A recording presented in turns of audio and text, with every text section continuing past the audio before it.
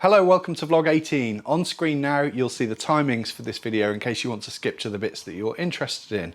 First up, some updates about what's going on.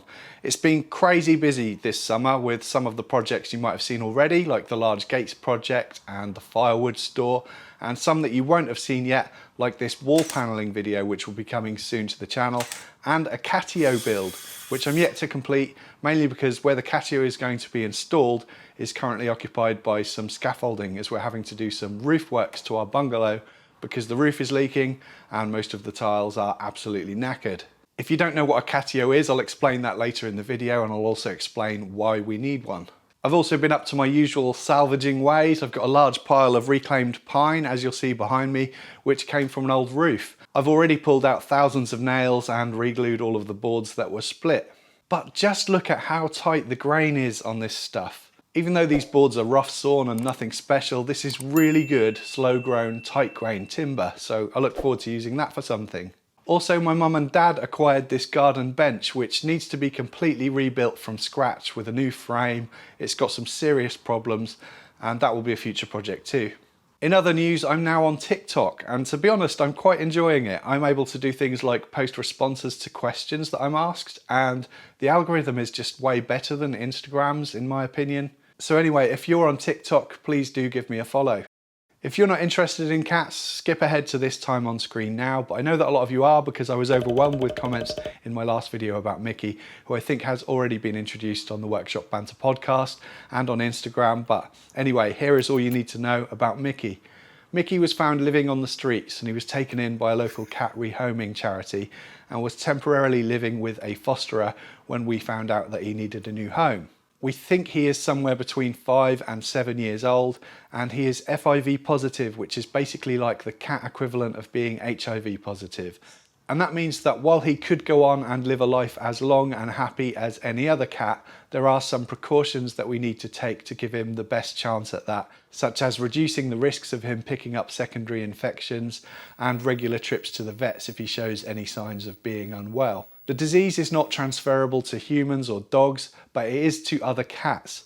And for that reason, it's recommended to keep FIV cats either indoors or isolated so that they cannot interact with other non-FIV cats. They can, however, live and interact with other FIV cats. And at some point, if things work out, we are considering getting another FIV cat to help keep Mickie and ourselves company. Now, we live next to a very busy road, so adopting an FIV cat for us seemed like a good choice because keeping a cat in isolation means that the road is something that we don't need to worry about anymore. And while getting an FIV cat probably isn't for everyone, we think we're in a good position to give Mickie everything he needs. And it's also the reason why we're building a catio on our patio. A catio is basically an outdoor enclosure for cats. While Mickie seems pretty happy to be indoors all the time, it's not like he's ever crying at the door to get out or anything like that, but he does seem to love laying in the sun, and we think it'll be good for him to go out and get some fresh air, and also he loves watching the birds and squirrels. Plus, we never really knew what to do with that massive space on the patio at the side of our bungalow anyway, until now.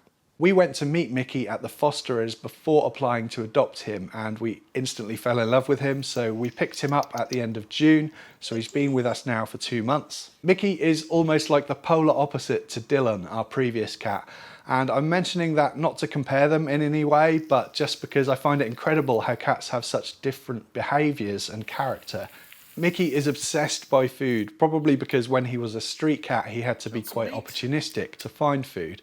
And so we've learned very quickly not to leave out food of any description, even in hard to reach areas, because he will find a way to get to it and eat it. Dylan, however, didn't even have a fixed meal time. He would just graze casually throughout the day.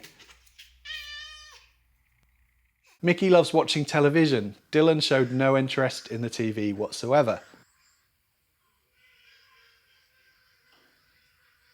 Mickie loves playing. He will play several times a day for ages, whereas Dylan was never really all that interested.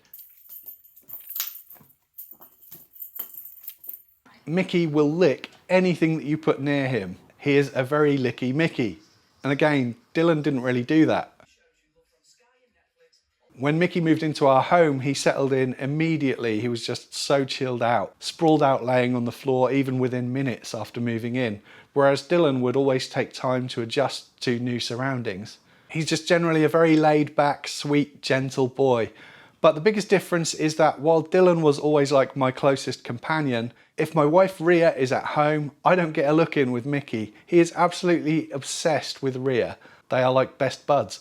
But that's okay, while I do sometimes get a little bit jealous, I had 17 years of amazing companionship with Dylan, so now it's Rhea's turn and she deserves it. Anyway, we already love him very much. He's already very much part of the family, and it's so nice to have a cat around the house again. Recommended viewing. Before I get started, I just want to say that I'm really struggling to find newer, more upcoming woodworking and DIY channels at the moment.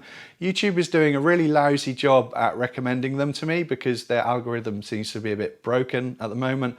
The other place I would normally find out about them is via a Woodworking UK Facebook group, where they used to have a weekly post every Wednesday where users could submit their new videos, and I discovered quite a lot of channels that way, but unfortunately that no longer seems to be happening either. So I wanted to ask you for any recommendations that you might have. Please let me know of the channels that you enjoy down in the comments section, and if I'm not already familiar with them, I will check them out. I do still have some great recommendations in this one though, and the first one is one that my podcast co-host Matt at Badger Workshop told me about, and it's called Workshop Companion. Fantastic channel, brilliant information, incredibly well delivered by Nick Engler. He recently did a brilliant video about pocket hole joinery, and even though I don't use pocket holes, I found it really interesting. I'd also recommend his bandsaw magic videos, and well, all of his videos really. There are so many woodworking channels out there now, and yet Nick seems to have a way of demonstrating things that I haven't seen before. So that for me is really exciting. The second is a recent project by Pask Makes, and it was just phenomenal. How it doesn't have millions of views by now, I do not know. I suspect it's because making a Kumiko style kayak is perhaps a little bit of a niche thing. But trust me, if you haven't seen this, you need to see it. I could barely believe my eyes. The third is a now friend of mine called Dean, whose channel is called Woodwork Journey, and it's all about him documenting his experience getting started and learning woodworking. And his enthusiasm and excitement about it is infectious and inspiring to me. It reminds me of exactly how excited and enthusiastic I was when I started learning, and if I could bottle up that level of excitement and enthusiasm and drink it, I would. Dean also comes across great on camera. It feels like you're in the workshop with him when he's talking to you.